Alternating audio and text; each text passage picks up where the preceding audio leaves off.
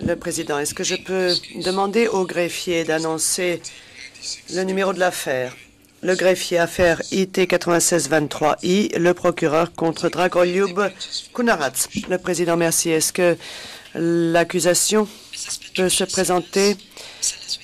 Maître Sellers, Madame Patricia Sellers à mes côtés, et je m'appelle Hildegarde Rouslav.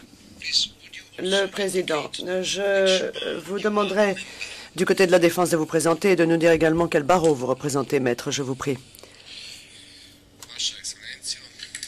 Maître Prodanovic, Monsieur le Président, je m'appelle Slaviša Prodanovic.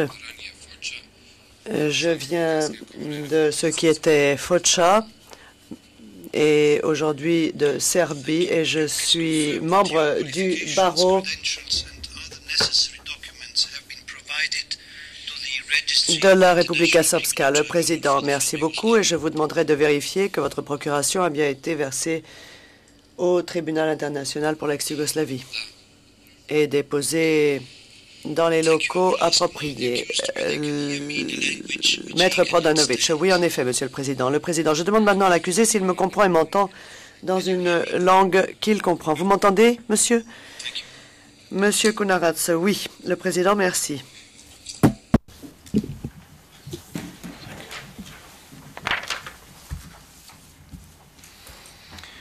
Le Président, nous pouvons maintenant entamer cette audience. Vous pouvez vous asseoir, monsieur. Nous sommes ici dans une audience qui est la comparution initiale devant le tribunal international pour l'ex-Yougoslavie de l'accusé. Cette audience se tient conformément au statut et au règlement de procédure et de preuve du tribunal. L'article 62 du règlement de procédure et de preuve de ce tribunal exige que l'accusé, après confirmation de son acte d'accusation par un juge et après son arrestation et sa mise sous la bonne garde du tribunal, cet accusé donc doit être mis en accusation de façon officielle lors d'une séance qui porte le nom de comparution initiale. Je demanderai maintenant à l'accusé de bien vouloir se lever et de dire aux membres du tribunal son nom, son lieu de naissance et la date de sa naissance et le nom de la personne, de l'avocat qu'il a choisi pour le représenter. Monsieur Kunarats, je m'appelle Dragoljub Kunarats. Je suis né le 15 mai 1960 à Foča. Et mon défenseur est Slaviša Prodanovic de Foča.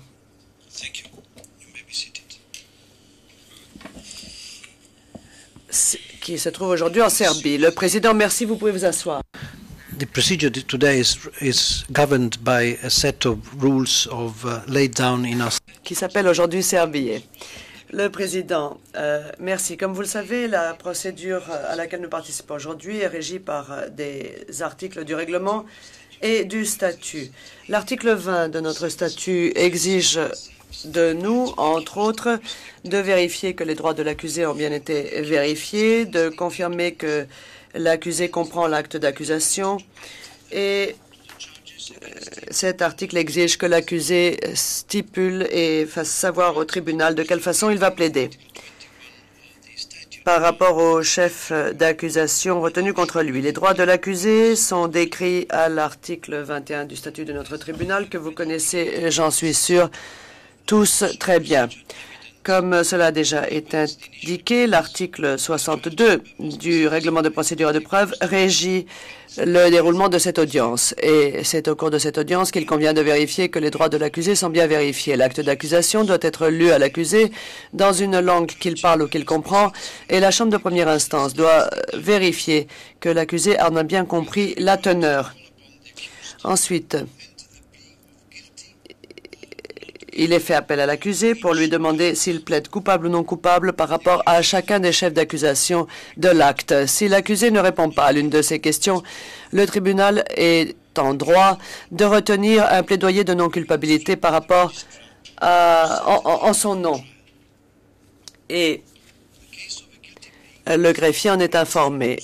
Lorsque le plaidoyer est un plaidoyer de non-culpabilité, la date du procès peut être fixée. Si le plaidoyer est un plaidoyer de culpabilité, l'audience de prononcer de la sentence est fixée à une date déterminée. J'aimerais maintenant demander au Conseil de la Défense si lui-même et son client ont bien reçu un exemplaire de l'acte d'accusation dans une langue qu'ils comprennent et si l'accusé en a bien compris la teneur. Maître, est-ce que vous avez eu suffisamment de temps pour conférer avec votre client à la veille de cette comparution initiale? La défense, oui, nous avons reçu l'acte d'accusation, nous en avons compris la teneur et nous avons eu suffisamment de temps pour l'examiner. Le président, merci. L'acte d'accusation a été émis par le bureau du procureur le 18 juin 1996 et confirmé par le juge Vora le 26 juin 1996. En vertu de notre statut et de notre règlement de procédure et de preuve, la totalité de l'acte d'accusation est censée être lue à l'accusé dans le prétoire. Mais j'aimerais demander à l'accusé aujourd'hui si celui-ci est prêt à renoncer à son droit à la lecture exhaustive de l'acte d'accusation. Je me tourne vers vous, maître. Est-ce que vous avez posé la question à l'accusé? La défense. L'accusé renonce à son droit à une lecture complète, exhaustive de l'acte d'accusation au cours de la présente audience. Le président, merci. Je vous remercie. Je me tourne maintenant vers l'accusé. Monsieur Kounaratz, je vous demanderai de bien vouloir vous lever. Votre conseil vient d'informer les membres de la Chambre de première instance que vous avez reçu un exemplaire de l'acte d'accusation dans une langue que vous comprenez et que vous en avez bien saisi tous les éléments. J'aimerais vous demander de confirmer que ce que je viens de dire est exact et vous demander si vous avez une question à poser au sujet de l'acte d'accusation. Monsieur Kounaratz, c'est exact. J'ai eu assez de temps pour lire et comprendre la teneur de l'acte d'accusation. Je n'ai aucun commentaire à faire eu égard à cet acte d'accusation car j'ai bien compris, bien saisi tout ce qui y figure. Donc, par rapport à cela, je n'ai aucune remarque à faire. Le président. Merci. Je vais à présent rappeler quels sont les 4 chefs d'accusation retenus contre vous et à l'audition de chacun de ces chefs d'accusation, j'aimerais vous demander de nous dire si vous plaiderez coupable ou non coupable. Je vous prierai de bien vouloir utiliser les mots « je plaide coupable » ou « je plaide non coupable », monsieur. Vous m'avez compris? L'accusé, j'ai tout compris. Le président, merci. Donc, je commencerai par le chef d'accusation numéro 40. Crime contre l'humanité sanctionné par l'article 5F, torture du statut du tribunal. Que plaidez-vous, monsieur? L'accusé, je ne suis pas coupable. Le président, merci. Chef d'accusation 41, un crime contre l'humanité. Viol. Sanctionné par l'article 5G du statut du tribunal. Que plaidez-vous, monsieur? L'accusé. Je me sens coupable de ce chef. Je suis coupable. Le président. Merci. Chef d'accusation 42. Infraction grave. Torture. Sanctionné par l'article 2B du statut du tribunal. Que plaidez-vous, monsieur? L'accusé. Je ne suis pas coupable. Le président, merci. Chef d'accusation 43, violation des lois ou coutumes de la guerre, sanctionné par l'article 3 du statut du tribunal et reconnu par l'article 3.1, petit a, torture des conventions de Genève. Que plaidez-vous, monsieur? L'accusé. Eu égard à ce chef d'accusation, je ne suis pas non plus coupable. Le président, merci. Vous pouvez vous asseoir.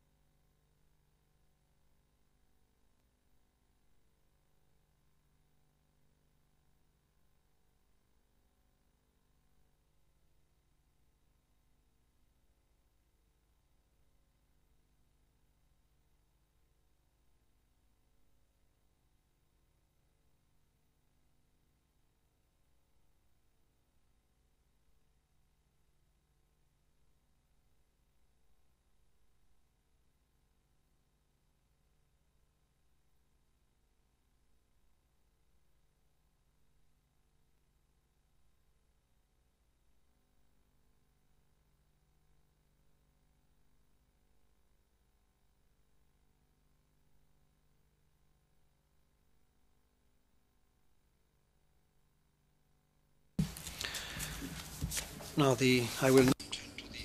Président, je m'adresse à présent au Conseil de la Défense. Maître, vous avez entendu que l'accusé plaide coupable en rapport avec le chef d'accusation 41, crime contre l'humanité, viol sanctionné par l'article 5G du statut du tribunal.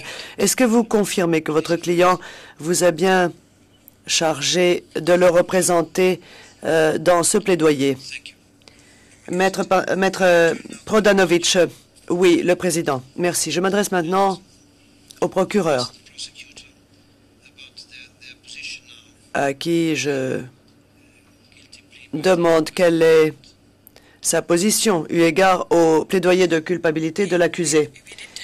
Maître Retzloff, nous n'étions pas au courant de cela jusqu'à présent, donc c'est un élément nouveau pour nous et nous demandons un délai pour examiner le plaidoyer de non-culpabilité par rapport à l'article 3 et au crime contre l'humanité et la torture.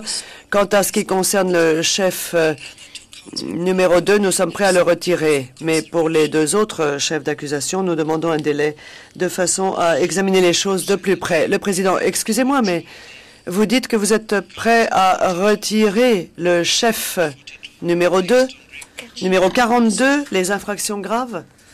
Le maître Retzloff, oui, Monsieur le Président. Le Président, mais vous ne retirez pas le chef d'accusation 43, violation des lois ou coutumes de la guerre, relatif à la torture, n'est-ce pas? Maître Retzloff, en effet. Le Président, et qu'en est-il du chef 40, crime contre l'humanité, torture? Maître Retzloff, c'est encore un chef d'accusation pour lequel nous demandons un délai afin d'examiner les choses de plus près.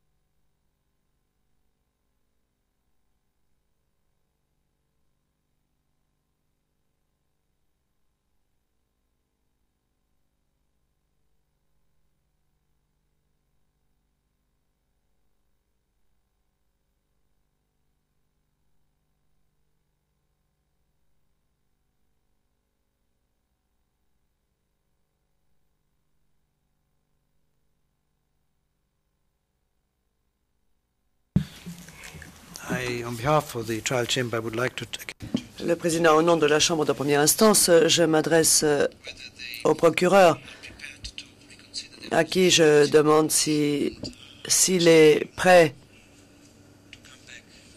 à réfléchir à sa position et de combien de temps le procureur a besoin pour se prononcer sur sa position. Maître Retzlaff, je vous demande si vous voulez que nous prenions notre décision aujourd'hui, le Président. Eh bien, si cela vous convient, nous pouvons nous réunir à nouveau demain. Maître Retzlaff, oui, ce serait une bonne solution, le Président. Ou cet après-midi, si vous avez besoin d'un délai supplémentaire. Maître Retzlaff, je préférerais demain matin.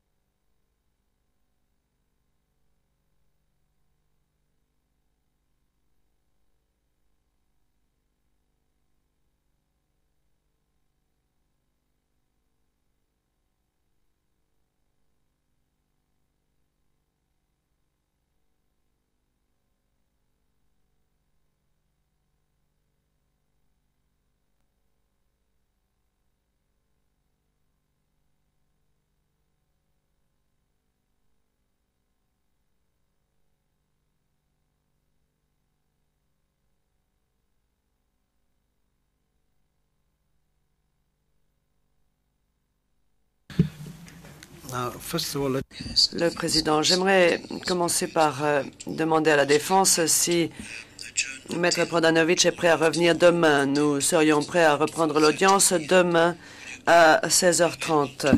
Mais serez-vous disponible, Maître, demain après-midi? Maître Prodanovic, oui, Monsieur le Président. Le Président, merci. Eh bien, dans ces conditions, je demande à l'accusation, au procureur, si une audience demain à 16h30 lui convient. Au cours de cette audience, le procureur pourrait nous faire savoir quelle est sa position et nous verrons de quelle façon nous procéderons. Maître Hurtz-Retzlaff, cela me convient tout à fait. Le Président, merci beaucoup. L'audience est levée.